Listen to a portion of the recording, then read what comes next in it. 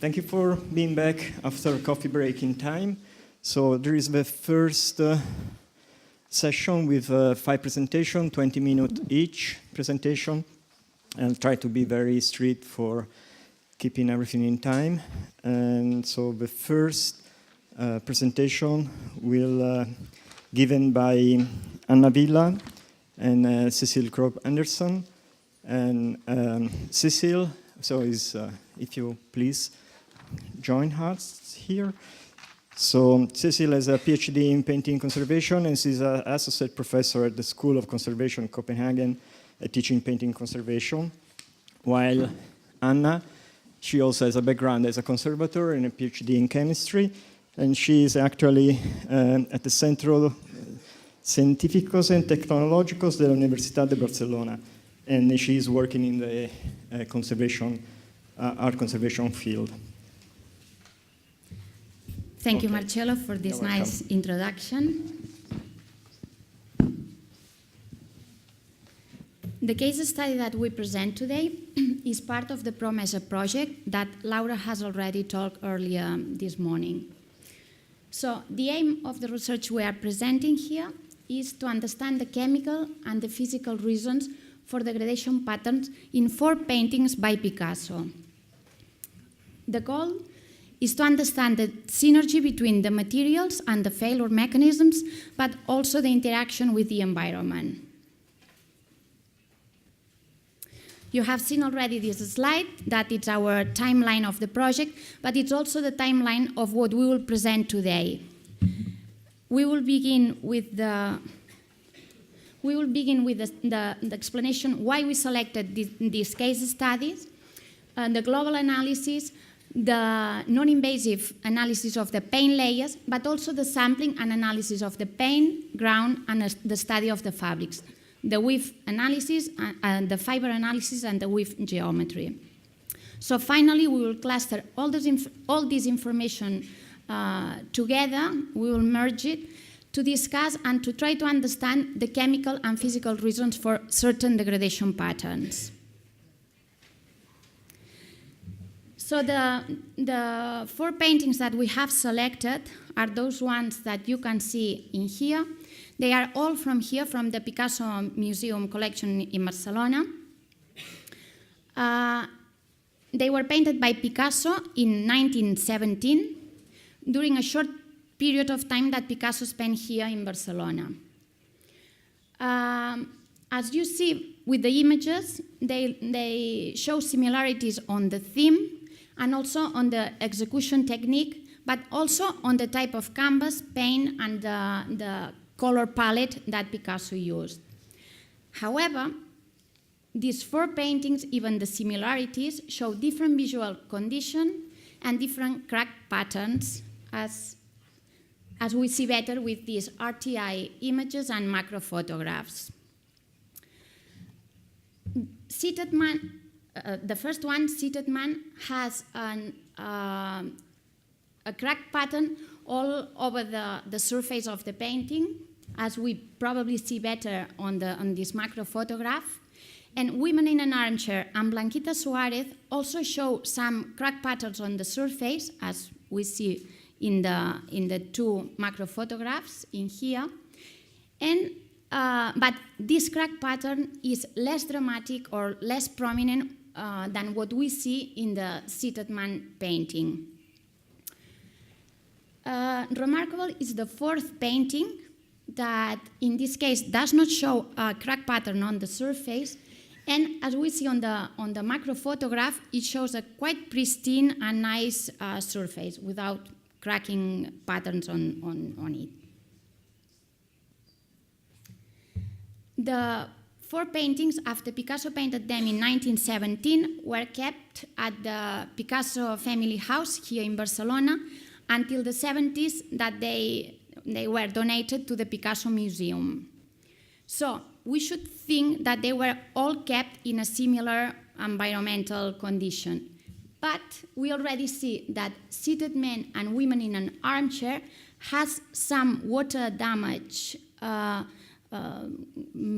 pattern, the leaking of water in the back of the canvas, of the reverse of these two paintings, and also the presence of some foxing all over in the two reverse of the canvas.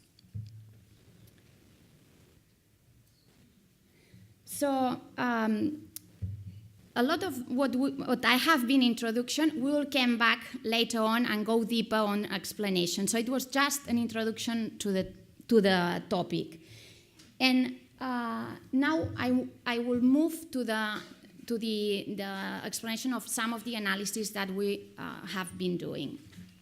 First is the Picasso palette using these 4 paintings. As far as we see, the pigment, the palette, was quite similar in the 4th painting, and also similar on what we saw in the literature in other analyses done on other early Picasso paintings. We did also GCMS on the whites and brown colors in the 4 paintings. And as we see, the browns has similar binding media, a possible linseed oil, while the whites show some differences on the oil Picasso used on the different paintings. And also is interesting to see that in Blanquita Suarez we found a possible alkyd paint, even though we know the alkyd paint came later on in the 30s. So it's something that has surprised us. It's something that we still don't know from where it comes. But all those analyses of the materials, it's important to know it to understand this synergy among them. So even though we don't have an explanation for this alkyd paint, we still should keep it in mind to better understand what's going on in those paintings. Concerning the ground analysis, the 4 paintings show a similar structure. 2 ground layers, the lower one rich in binding media, but also with the presence of some particles that, based on the elemental analysis, we have related to the presence of a filler and or some ashes. The top layer is more dense, less rich in binding media, and seated men, women in an armchair, and Blanquita Suarez, the main component is lead white pigment with, for example, barium sulfate in this case, a calcium compound or a calcium compound and an iron oxide pigment. That probably is what it gives these slightly differences on the tonality of this upper ground layer. The GCMS results on the ground of these 4 paintings are similar, mainly the presence of an animal glue, a polysaccharide compound, and a possible drying oil. So I will pass now the presentation to Cecil, and she will continue on. Yes, so I don't know if you said that there was zinc in one of the paintings. Sorry. Yeah. I guess that this is why you are waiting. So what it has surprised to us is that the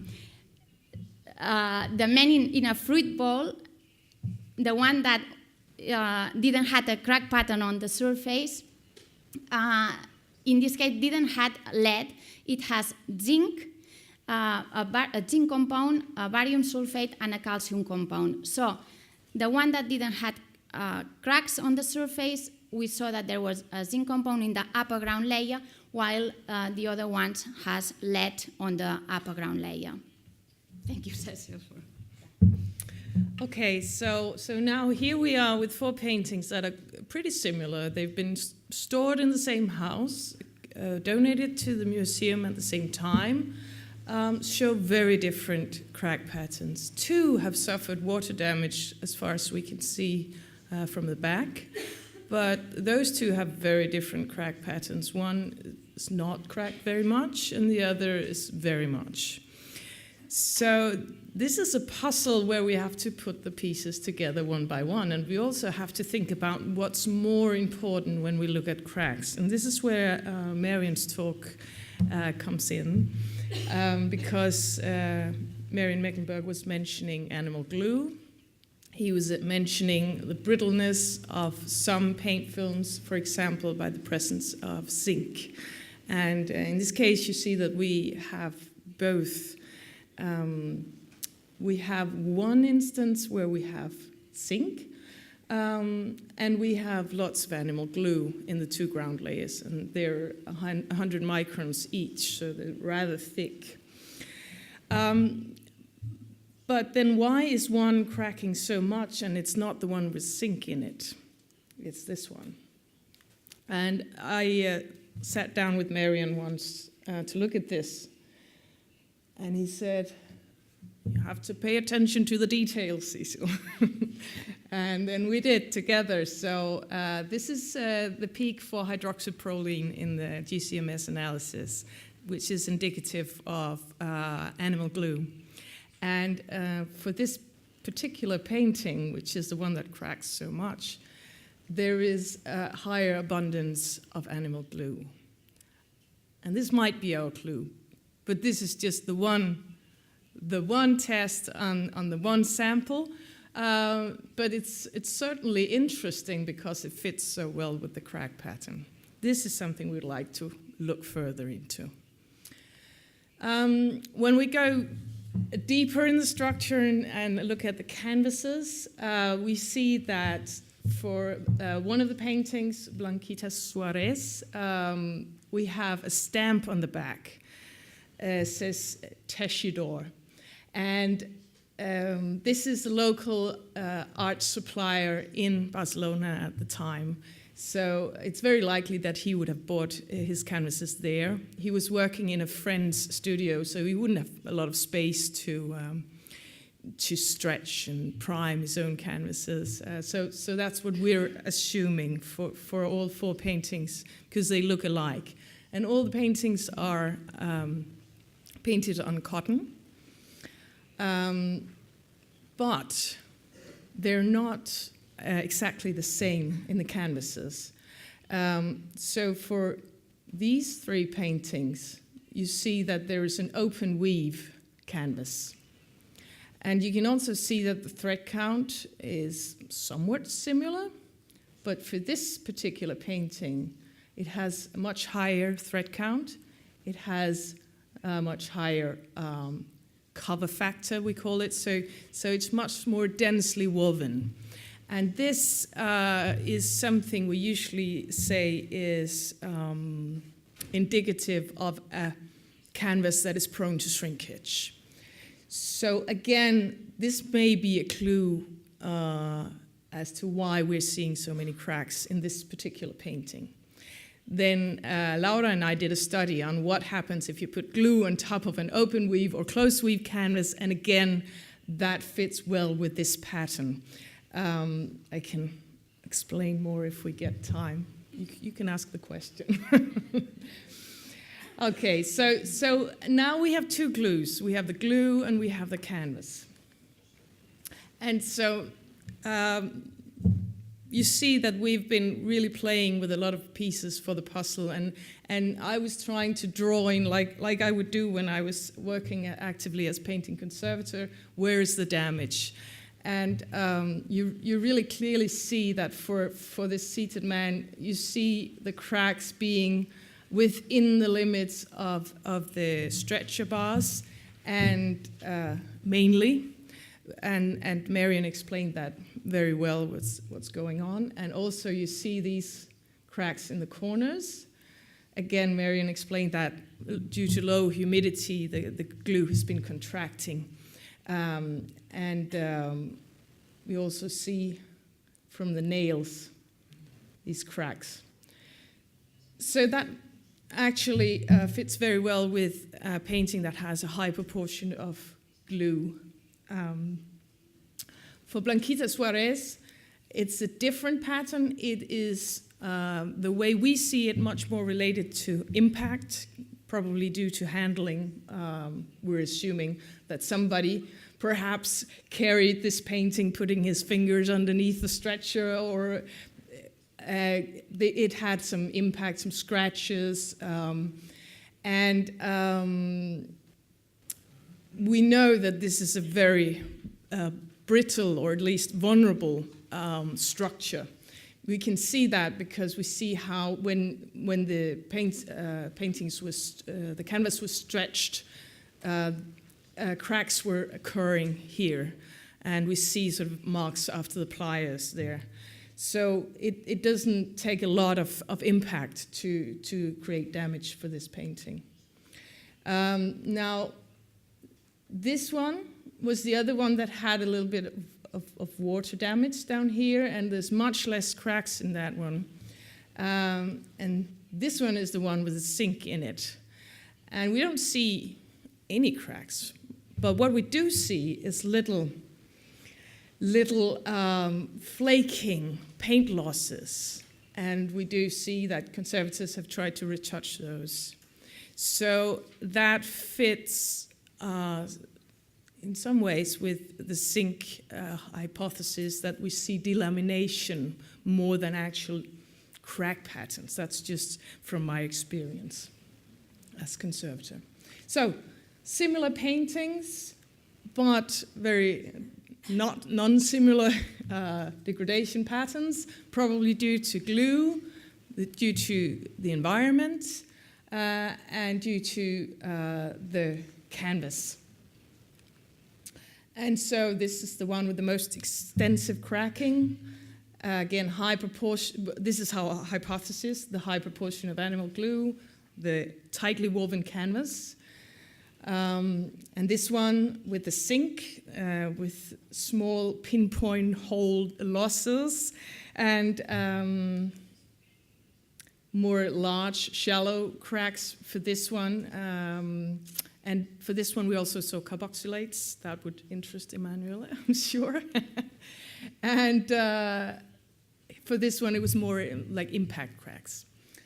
And that concludes my talk. Sorry, I went a little bit over time, or our talk. So basically, we've put here the important factors that we found were affecting, or that we think have been affecting these paintings. And we also put some notes for further work that we need to study these hypotheses a bit further. Thank you very much.